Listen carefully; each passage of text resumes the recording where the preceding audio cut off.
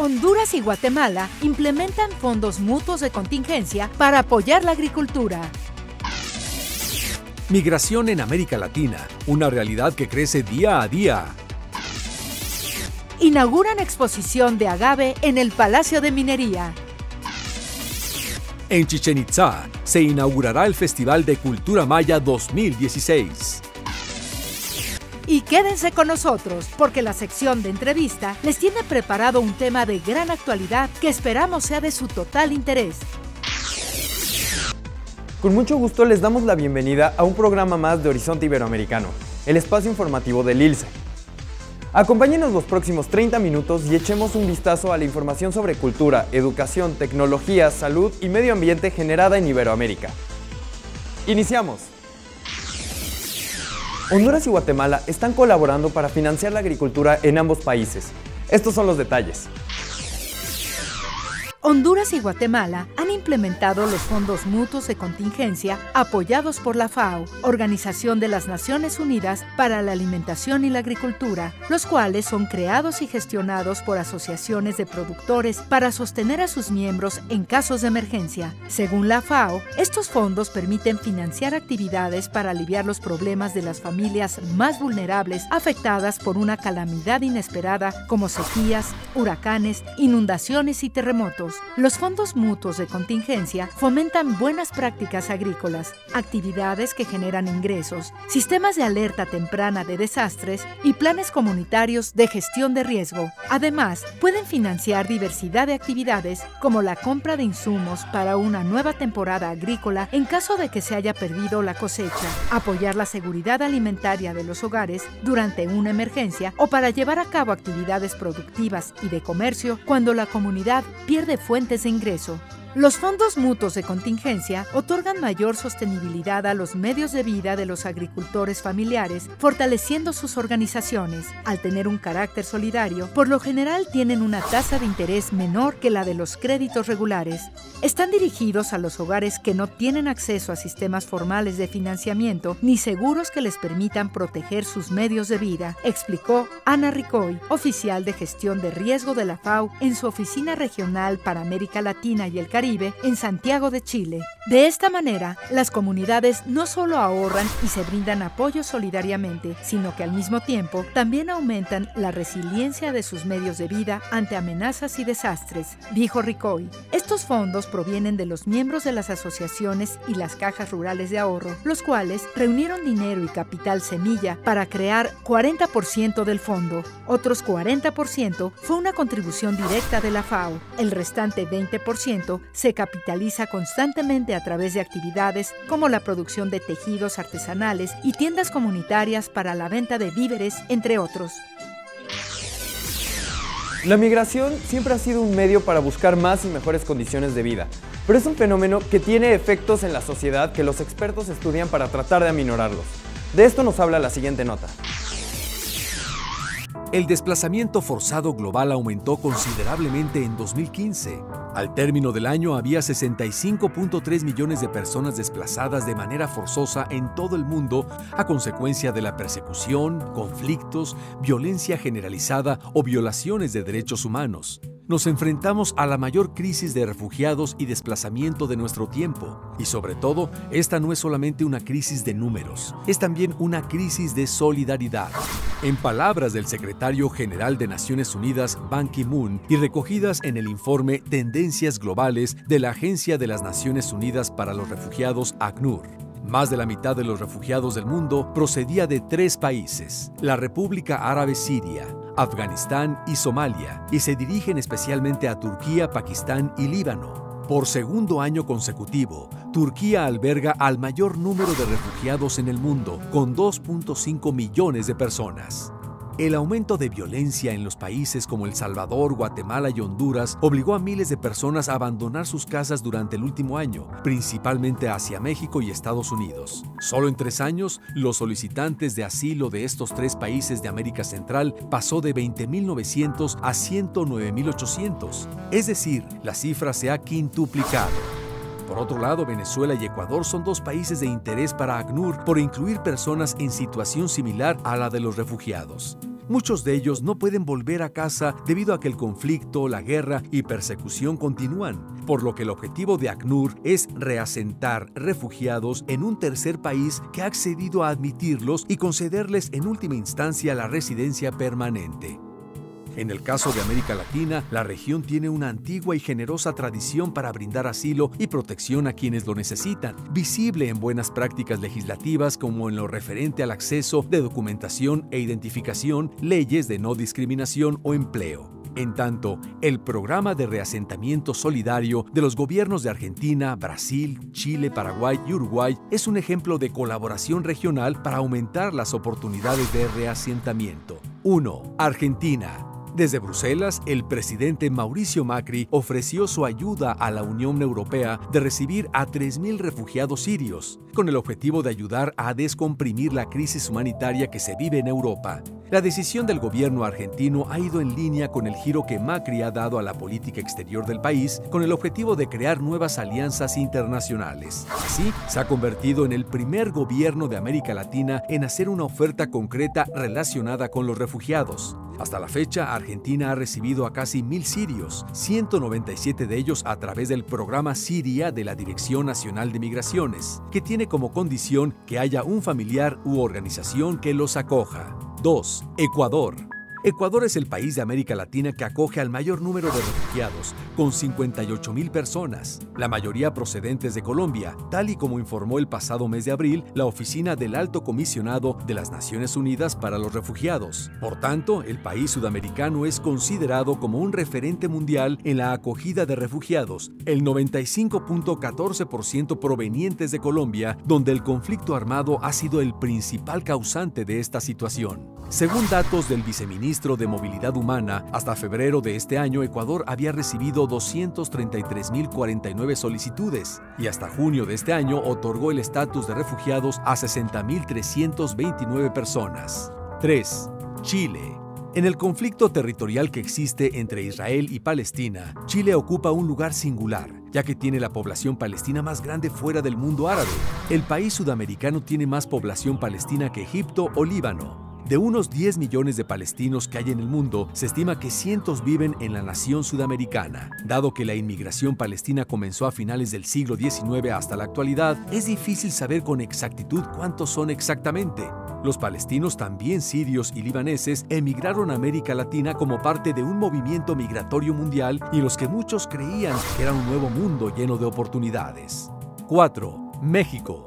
México se ha constituido como un país de tránsito entre Centro y Sudamérica y Estados Unidos. Debido al aumento de violencia en países como Honduras, El Salvador y Guatemala, muchos han decidido emigrar en busca del sueño americano con previo paso por México. A pesar del aumento en la inmigración de países de Centroamérica, cada vez menos mexicanos deciden migrar a Estados Unidos. Entre 1995 y el año 2000, cerca de 2.9 millones de mexicanos dejaron el país para volver a su tierra natal. En el periodo de 2009 a 2014, 1 millón de mexicanos, junto a sus bebés de nacionalidad estadounidense, decidieron regresar a México para poder reunirse con sus familias, según un informe del Centro de Investigación Pew Research Center. Aún así, desde 1980, los mexicanos han sido el grupo de inmigrantes más grande de los Estados Unidos, que se establecieron principalmente en California, Texas e Illinois. 5. Colombia. Colombia es el primer país del mundo con mayor número de desplazamientos internos, con cerca de 7 millones de personas. El país iberoamericano supera a países en conflicto como Siria, con 6.6 millones de personas desplazadas, y a Irak, con 4.4 millones. Los conflictos de larga duración sin solución por las guerras más recientes han sido el factor que ha disparado la problemática del desplazamiento interno en los últimos 5 años. Actualmente, cada vez más mujeres se desenvuelven con éxito en campos tradicionalmente masculinos, y una de ellas es Alondra de la Parra. Nacida en 1980 en Nueva York y radicada en México desde los 2 años de edad, la directora de orquesta Alondra de la Parra, ha logrado destacar a nivel internacional en el ámbito de la música sinfónica hasta ser reconocida como una de las mejores de su generación. Fundadora y directora artística de la Orquesta Filarmónica de las Américas, con sede en Nueva York, y embajadora cultural del turismo de México, de la Parra se ha dedicado a promover y difundir las obras de jóvenes compositores y solistas del continente. Su versatilidad le ha permitido desempeñarse tanto en los terrenos de la música clásica como en los de la música popular, logrando interesantes colaboraciones con grandes figuras de ambos géneros que han conquistado a públicos de todas las edades. En el Palacio de Minería de la Ciudad de México se exhibe una muestra de plantas mexicanas y la historia natural y cultural del agave. Veamos de qué trata. Como parte de los festejos del 75 aniversario de la Sociedad Botánica de México y en el marco del 20º Congreso Mexicano de Botánica, fue inaugurada el pasado 7 de septiembre la exposición Las Plantas Mexicanas, Historia Natural y Cultural a través del agave, en el Palacio de Minería, ubicado en el Centro Histórico de la Ciudad de México. La muestra consta de 5 salas: Plantas Mexicanas, Historia de la Botánica, Institucionalización de la Botánica, Arte y Botánica y Sala de Video. Con esto se pretende que el visitante reflexione sobre la importancia de conservar las plantas en nuestro país, particularmente del grupo de los agaves. La exposición está enfocada al público en general, pero principalmente a estudiantes de secundaria y preparatoria. Queremos organizar pláticas y talleres para jóvenes con el Palacio de Minería y traer el mayor número de escuelas. Continuará todo octubre aquí, después llegará al Museo Universum, donde terminará en marzo, y posteriormente la muestra será itinerante en diferentes estados del país. Esperamos poderla gozar 3 años más, dijo Abisaí García, académico del Instituto de Biología, adscrito al Jardín Botánico de la Universidad Nacional Autónoma de México, UNAM. El visitante podrá conocer los diferentes usos del agave, entre ellos productos alimenticios, farmacéuticos, cosméticos, textiles, industriales y las bebidas destiladas y fermentadas, entre otras, comentó. La directora de la Facultad de Ciencias de la UNAM, Rosaura Ruiz, resaltó la importancia de difundir las investigaciones de la biología. Siempre hemos dicho, un poco en broma, un poco en serio, que tenemos que competir con los astrónomos en la divulgación de la ciencia porque son los mejores divulgadores. De entre los científicos, los biólogos somos los segundos más buenos divulgadores, y ahora el Congreso incluye una actividad propiamente en este sentido de la divulgación de la ciencia que está en el Palacio de Minería para que todo el mundo pueda ver la importancia de la vegetación y en particular una planta tan simbólica e importante para México como es el género de los agaves, explicó Ruiz. La muestra se puede apreciar en el Palacio de Minería en un horario de 10 de la mañana a 6 de la tarde, de miércoles a domingo, y estará exhibida hasta el próximo 30 de octubre.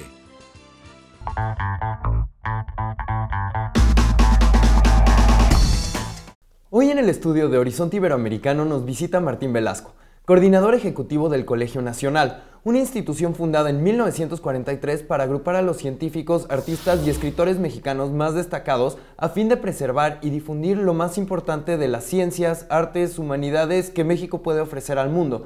Su lema es Libertad por el Saber. En esta ocasión vamos a platicar de un evento ya muy próximo a realizarse, titulado Primer Encuentro Libertad por el Saber, Pensar la Muerte. Bienvenido y gracias por acompañarnos, Martín. Muchas gracias por la invitación. Perfecto. Bueno, primero que nada, ¿qué nos puedes platicar sobre el Colegio Nacional? El Colegio Nacional es una institución educativa que se funda en 1943 por decreto presidencial. Se entendía que en ese momento México había construido, digamos, una infraestructura educativa suficiente con la Secretaría de Educación Pública y con la Universidad Nacional. Entonces, para compensar, digamos, la crujía de aquellas personas que tenían interés por el conocimiento especializado, pero que no habían tenido oportunidad de acceder a la educación universitaria, se funda el Colegio Nacional como una reunión de los grandes maestros que podría tener el país. En ese momento pues estaba Diego Rivera, estaba José Clemente Orozco, estaba Mariano Azuela, científicos como Manuel Sandoval Vallarta, o médicos como Ignacio Chávez, Carlos Chávez, el gran músico. Y entonces se hace con el fin de que ellos puedan dar lecciones cotidianamente con la premisa de que sean de entrada libre y gratuita. Es decir, que cualquier persona, que a lo mejor un obrero o una ama de casa que quiere saber la ciencia de vanguardia o que quiere saber, digamos, el conocimiento de las humanidades muy especializado y que no puede ir a la universidad, pueda llegar ahí sin ninguna barrera de acceso, sin necesidad de tener un diploma o de pasar lista o de hacer un examen, para compartir la experiencia del saber. Por eso el lema del colegio es libertad por el saber. Pero bueno, ¿qué es pensar la muerte? ¿Cómo surge la idea de hacer un coloquio en torno a este tema? La idea de hacer los encuentros Libertad por el Saber surge a partir de que el colegio se pregunta, después de 70 años, cómo actualizar su actividad educativa. El colegio se funda en 1943 en una ciudad de México que llegaba al 1.000.000 de habitantes, un país que tenía, o sea, que era una quinta parte o menos de lo que es ahora. Y entonces, pues se hacía a partir de conferencias en su sede y demás. Entonces, al preguntarse cómo hacer eso, porque finalmente es un colegio nacional, y si bien los miembros del colegio recorren el país dando conferencias y demás, también tenía que haber una adaptación de la parte, digamos, para entrar a medios de comunicación o con qué estrategias podría, digamos, acercarse al público de una manera más cercana y actual.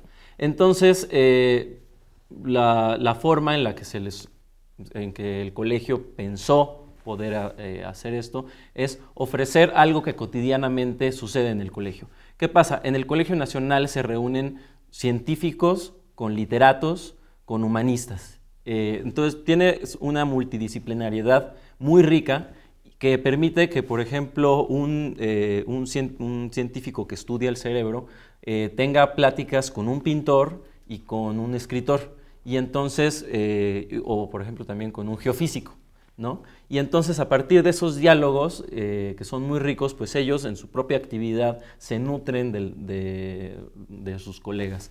Entonces eso que pasa todos los días y que es algo muy característico del colegio, que era muy avanzado para 1943 cuando se funda,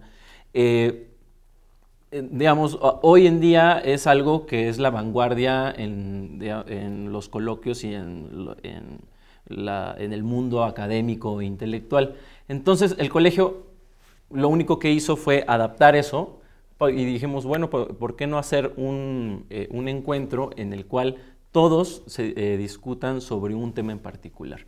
Y entonces así fue como surge el encuentro Libertad por el Saber, y pues el tema de este año será pensar la muerte. Bueno, sabemos que este evento abordará el tema de la muerte desde pues, diferentes puntos de vista, ¿no? Como son el artístico, el literario, incluso jurídico, ¿no? Muy variado. Pero ¿nos podrías decir alguna de las personalidades que van a participar relacionadas con en este aspecto? Sí, bueno, participarán buena parte de los miembros del Colegio Nacional y tenemos invitados extranjeros. Solo por, digamos, hacer mención de algunos, por ejemplo, Juan Villoro participará junto con dos neurofisiólogos, Pablo Rudomín y Ranulfo Romo, para discutir sobre el olvido como la muerte de la memoria. Y entonces cada uno desde su experiencia y desde su disciplina nos explicará y digamos tendrán un diálogo para ver si logran llegar a pues algunas conclusiones interesantes, ¿no? También estará con ellos Luis de Tavira, el director de teatro, estará Ana Margules, que es músico, y Rosa Beltrán, que también es escritora. Estará, por ejemplo, hablando de la muerte en la historia Enrique Krause, este historiador destacado, ¿no? Entonces, Linda Manzanilla, que es esta arqueóloga que ha explorado sobre todo el área de Teotihuacán, hablará con Takeshi Inomata, que es este arqueólogo japonés que ha estudiado y ha excavado en la zona maya y con Marcela Frangipane, que es una arqueóloga italiana que ha excavado en la antigua cultura mesopotámica. Lo mismo tendremos, por ejemplo, astrónomos como Manuel Peinbert y Luis Felipe Rodríguez, que hablarán sobre la muerte de las estrellas. Al igual que, digamos, los organismos vivos, las estrellas pues tienen un ciclo y después pues hay dos maneras de morir de una estrella, una que se explotan y otra se implotan. Entonces ellos estarán contándonos cómo sucede esto. También tendremos uno sobre la muerte de las lenguas, bueno, no la muerte, la extinción de las lenguas, en el que hablarán sobre cómo se van extinguiendo las lenguas, cuáles son las lenguas que sobreviven, y entonces será un diálogo muy rico, por ejemplo, donde veremos ejemplos desde las lenguas indígenas que han perdido hablantes en nuestro país, el español que, digamos, puede llegar a perder protagonismo ante el inglés en ciertos espacios del país, o no necesariamente cómo se extinguen, sino cómo se van transformando, ¿no? De manera que, digamos, se abordará la muerte también desde la evolución, con biólogos, científicos que viene Andrew Knoll de la Universidad de Harvard. Entonces tendremos como todo un crisol muy variado de especialistas internacionales reconocidos que hablarán desde su disciplina, y nosotros pues podemos tener ahí todo concentrado. Perfecto. Bueno, además de las conferencias y mesas de debate, están programados un concierto de apertura y uno de cierre. ¿Qué nos puedes decir al respecto?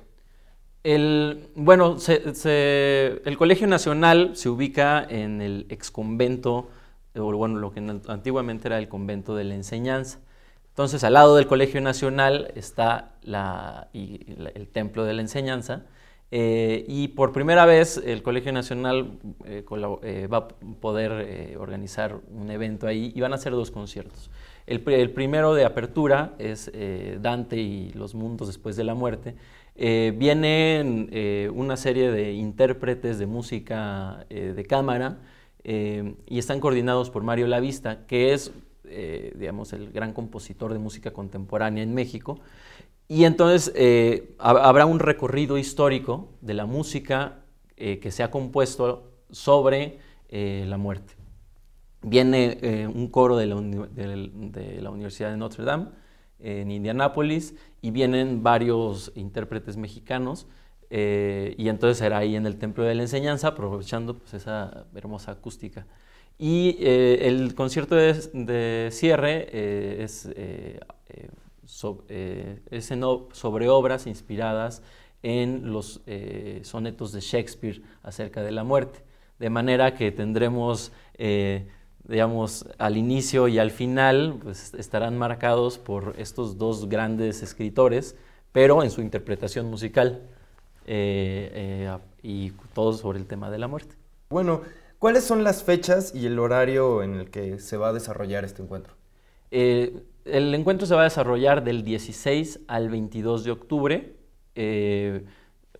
Habrá actividades todo el día. Pueden consultar el programa a detalle en la página del Colegio Nacional, colnal.mx, o en la página del sitio pensarlamuerte.mx. Se puede, aparte de poder seguirlo, pues, digamos, presencialmente en Donceles 104, se podrá seguir por internet en la página del Colegio Nacional, y aparte pues habrá un resumen audiovisual en varias televisoras culturales y en radiodifusoras. Cabe destacar que la entrada del evento es gratuita, pero ¿se requiere un registro previo para tener acceso? No se requiere ningún registro. Lo único es, si quieren asistir, les recomendamos que lleguen puntuales. Todas las actividades del colegio son de entrada libre y gratuita, y pues son bienvenidos quien quiera llegar a compartir esa experiencia de la libertad por el saber. ¿Algo más que te gustaría decirles a la gente que nos ve, a nuestra audiencia? Pues que esa será una oportunidad maravillosa para acercarnos a un tema que, digamos, todos hemos pensado en algún momento sobre la muerte, sobre la propia, porque se muere la gente, que si hay algo antes, si hay algo después. Entonces, esa es una oportunidad maravillosa para tener a especialistas de todo el mundo, para poder preguntarles sobre alguna duda que tengamos y para poder, desde todas las disciplinas, pues hacernos, digamos, una idea general, ¿no? Y despertar nuestra curiosidad. Yo los invito atentamente pues, para que nos acompañen, ya sea presencialmente o a través de redes sociales y participen de esta experiencia. Perfecto, Martín. Pues muchísimas gracias. Ha sido todo un placer tenerte aquí hoy. Muchas gracias por la invitación. Gracias. Continuamos. Chichén Itzá será sede en los próximos días del Festival de la Cultura Maya 2016. Vamos a la nota. Ya está en puerta en Yucatán, México, el inicio del Festival de la Cultura Maya 2016 con el lema De la lengua a la imaginación, el cual contará con casi 290 actividades en las que participarán unos 1,200 artistas y académicos mexicanos y de otros países invitados. Durante la presentación del festival, realizada en la sede del Gran Museo del Mundo Maya, se dio a conocer que para esta ocasión el país invitado será República Dominicana, cuyo embajador en México, Fernando Pérez Memén, tomó parte en la ceremonia oficial. El presidente del festival, Jorge Esma Bazán, indicó que en total serán 11 días de actividades que arrancarán el próximo 13 de octubre y concluirán el 23 de este mismo mes. Durante este periodo se le brindará un espacio privilegiado a la palabra y pensamiento de los mayas contemporáneos. En este marco se hará una lectura de diversos géneros literarios en lengua maya al pie del templo de Kukulcán, en la zona arqueológica de Chichén Itzá, considerada como Patrimonio Cultural de la Humanidad por la Organización de las Naciones Unidas, precisó el funcionario. El estado mexicano invitado este año es Tabasco, cuya participación abarcará más de 14 eventos artísticos en los diversos escenarios que se dispondrán para las actividades y que estarán a cargo de unos 161 participantes, precisó.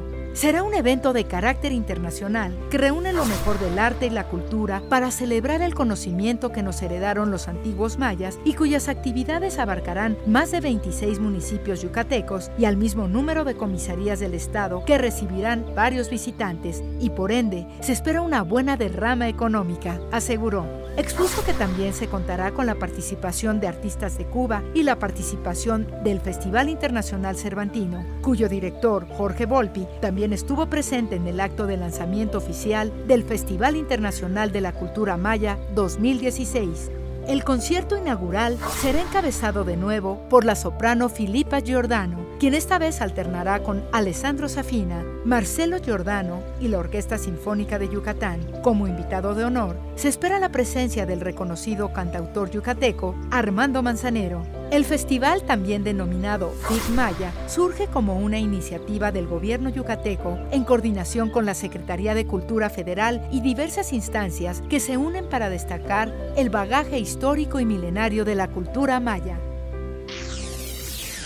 El arte huichol engloba una serie de expresiones artísticas que tienen como distintivo en común el gran colorido y el manejo de simbolismos ancestrales. Comprobémoslo en el siguiente collage.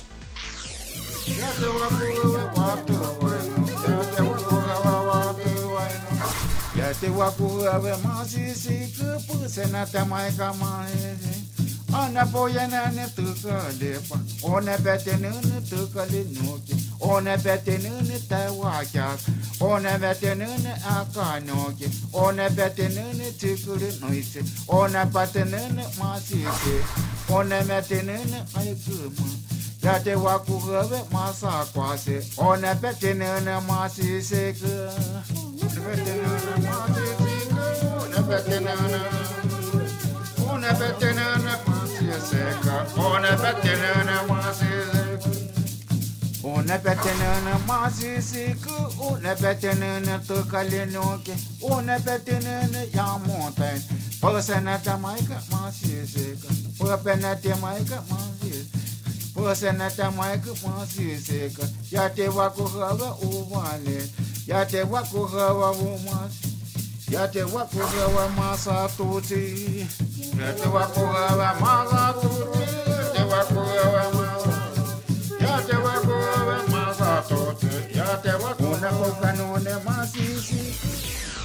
Por ahora es tiempo de despedirnos y solo nos resta agradecer que hayan estado con nosotros una vez más en Horizonte Iberoamericano. Los invitamos a que nos sigan en nuestras redes sociales que aparecen en su pantalla o que nos escriban al correo horizonteiberoamericano@ilce.edu.mx. Sus opiniones, comentarios y sugerencias son muy importantes.